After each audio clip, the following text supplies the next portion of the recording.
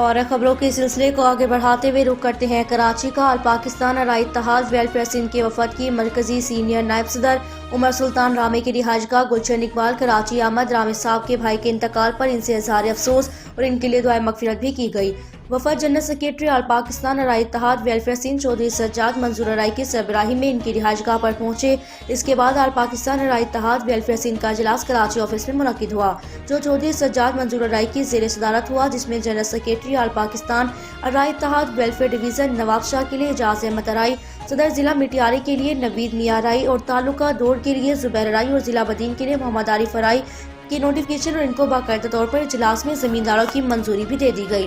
یہ فیصلہ حتمی طور پر آل پاکستان ارائی اتحاد ویلفیئر رجسٹرڈ کے چیئرمین محترم جناب میاں شاہد بشیر صاحب اور جنرل سیکرٹری آل پاکستان ارائی اتحاد ویلفیئر سندھ چودھری سجاد منظور ارائی کی مشاورت کے بعد کیا گیا۔ اجلاس میں شریک کراچی کے صدر ڈاکٹر شمس الدین ارائی نے کراچی کے حوالے سے جنرل سیکرٹری سندھ چودھری سجاد منظور ارائی کو کراچی میں تنظیم سازی اور ارائی برادری کے مسائل سے بھی آگاہ کیا، جس پر جنرل سیکرٹری سندھ نے اطمینان کا اظہار کیا اور ان کے مسائل کے حل کے لیے ڈاکٹر شمس الدین ارائی کو ہر ممکن مدد کی یقین دہانی بھی کروائی گئی۔